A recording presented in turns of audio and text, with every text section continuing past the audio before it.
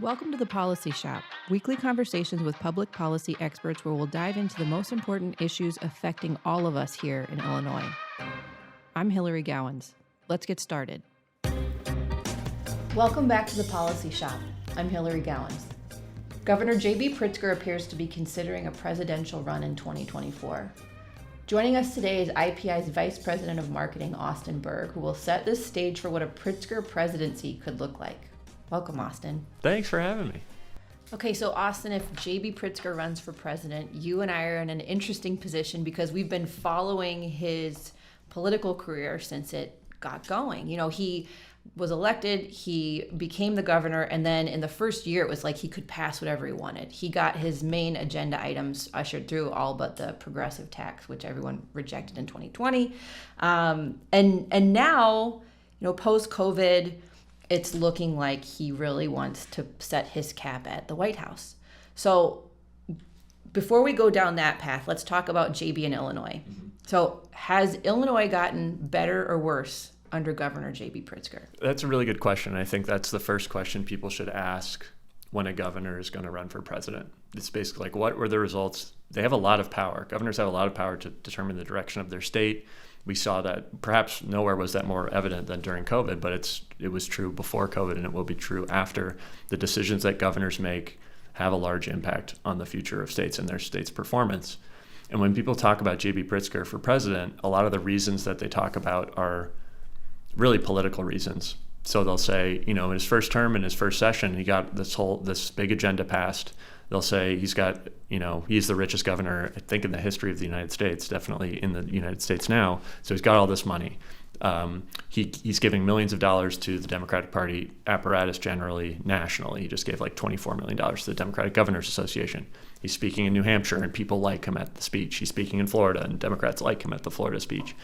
But nowhere is anyone talking about, okay, well, what were the outcomes of any of these things that he did as governor? And I think if you go down the line on the issues that people care about, whether it's the economy, cost of living, corruption in Illinois, taxes in the state budget, migration, whether the state's growing or shrinking, he's been a failure on almost all of those issues in terms of the actual outcomes. Not what he says has been done, but in terms of what has happened. And so I've got a whole running list that we put together today that we can go through on what those outcomes were. Let's go through those one by one. I think what's really interesting to think about, you know, you talked about how governors have a lot of power. Well, especially with JB, when he came into power, Madigan was still in office, but his power was waning. And so he didn't really have much of a challenge in terms of the person who was going to control what got through and what didn't. So if you want to talk about people who can get things done, well, we don't know if he can actually get things done because he has all the money, he has all the control, and he didn't really have much of a challenge in the legislature. So that's really interesting to me. And one of the things that we were talking about before we got started, and I do want to go through each of these buckets, but I want to start with corruption. You know, so we bring up Madigan. Somehow, Madigan never has been really a heavyweight around Pritzker's neck. But what else is out there with JB on corruption? Not only is there a looming threat that he may be implicated in anything nefarious, but also has he done anything good for the state to curb our public corruption problem? There have been some tweaks around the edges on ethics reform in Illinois, but the reality is that Illinois needs the most severe ethics reform in the nation because we have the most severe corruption problem in the nation. We have more federal corruption convictions than any other state. We've had roughly one a week for the last 30 years running. That's federal public corruption convictions of Illinois officials, around one per week for 30 years running. So we need really severe ethics reform.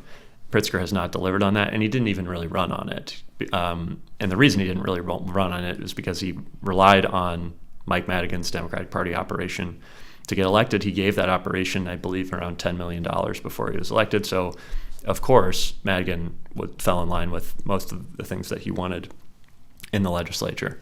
So it's not like those corruption convictions have waned at all under Pritzker. That's still happening at a steady pace.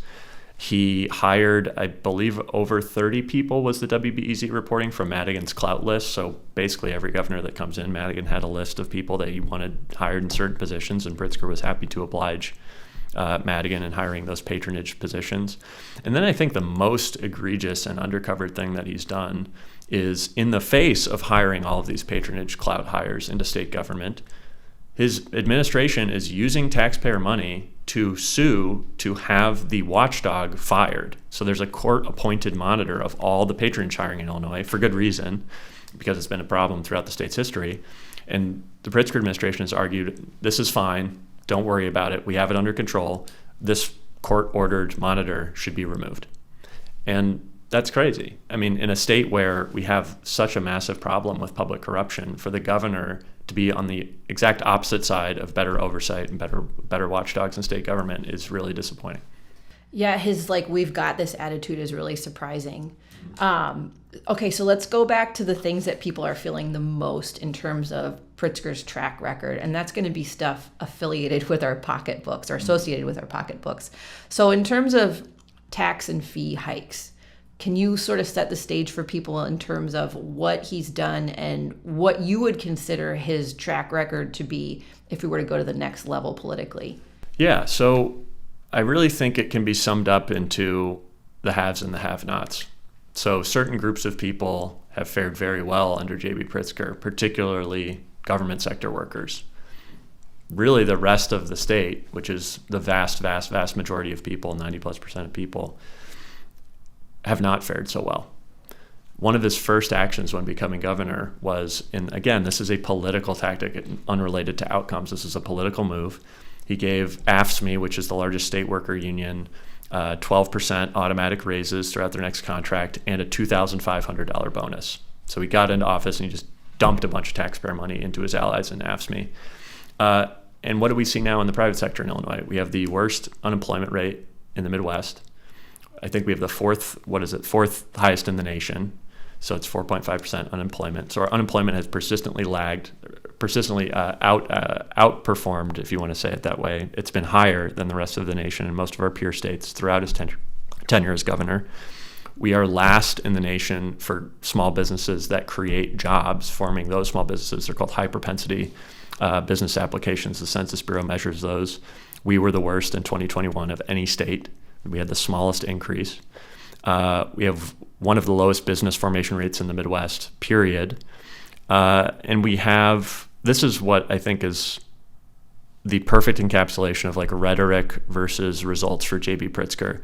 He talks this huge game on diversity, equity, inclusion, on serving black and brown Illinoisans. The racial employment gap in Illinois is wider than the rest of the U.S., meaning the gap between white and black economic outcomes, for example, in Illinois is wider than the rest of the nation. And that gap has widened under Pritzker. Someone who is espousing these policy views should hope that that gap gets smaller and that a rising tide lifts all boats. The problem is economic outcomes have gotten worse for everybody. They've gotten especially worse for black and brown Illinoisans under J.B. Pritzker's policies. So why are these bad economic outcomes happening? Well, a lot of that in Illinois comes from really bad tax and fiscal policy. So under Pritzker, he's passed 24 tax and fee hikes. It's cost the average family around $2,700 a year. Property taxes, which were already the highest in the nation, have continued to skyrocket. Another rhetoric thing of him saying he's addressing property taxes. The only property tax reform was when J.B. Pritzker tried to pass a progressive income tax constitutional amendment. He went to moderate Democrats and said, you can vote yes on this, but we're going to do something on property taxes. So you can go back to your constituents and say you're addressing property taxes because we're going to have, wait for this, a task force on property taxes. And that task force was bipartisan. It failed to produce a single report, a single official recommendation for reducing the property tax burden, and then disbanded. That's J.B. Pritzker's record on property taxes, which is the largest tax Illinoisans pay. And the number one reason Illinoisans cite for wanting to move out of the state. And that's the final result, I think, that is most damning for Pritzker's record as governor, which is that we saw record-setting population decline in 2021. And it wasn't because of COVID, it was because of outmigration. It was entirely driven by outmigration. We had a population decline of 114,000 Illinoisans, and that was the second worst population decline in the nation. Illinois is the only state in the country where population decline has gotten worse for 8 consecutive years. It's only getting worse. under Pritzker, because he's not addressing these very basic things of state economy and our tax and debt burden as a state. It was really frustrating. The task force thing, it's just what they do when they know people are upset about something and they want to say, I hear you, we're working on it, and then they don't do anything, to your point. But then to say, all right, you guys are struggling, Illinoisans, I'm going to just stall on a tax hike on gas that I was supposed to impose upon you in July. We're just going to wait until after the election so you don't feel the pain of that.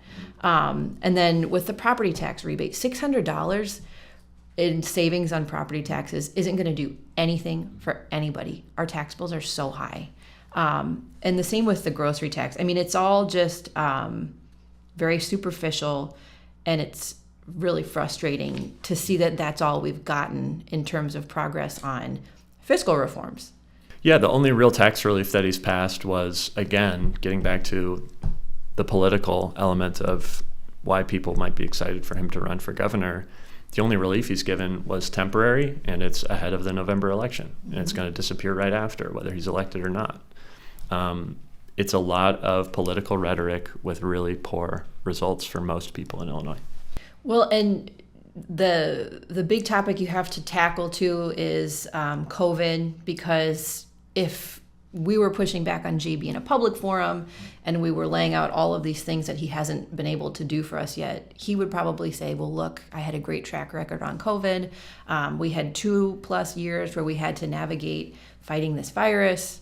But that's interesting too, because he took a very heavy-handed approach in terms of how to navigate the pandemic. So how does his approach to COVID provide a glimpse into the future were he to become president? Well, I think even in an interview with Pritzker himself, when asked what is a mistake that you made during COVID, his response was essentially being way too heavy-handed with shutting down, quote, non-essential businesses, your bookstores, your hardware stores, your whatever.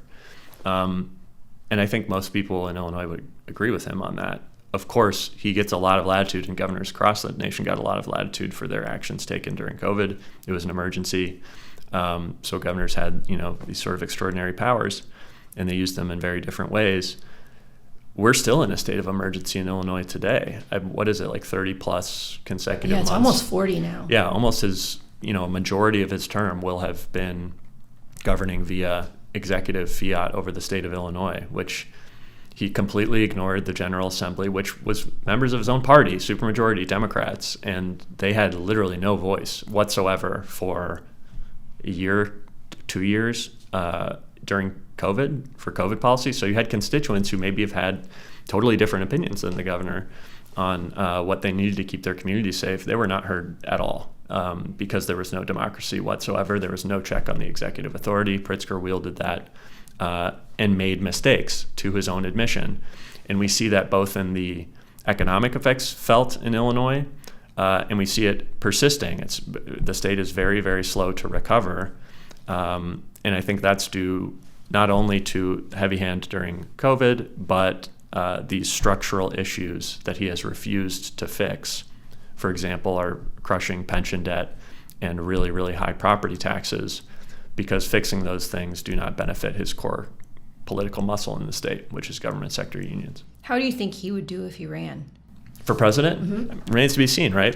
I think a lot of people think money is everything when it comes to politics. Michael Bloomberg is the greatest example of why that's not the case. I think he spent more money per vote than any candidate in the history of any election in any country in the world ever. And it was an embarrassment.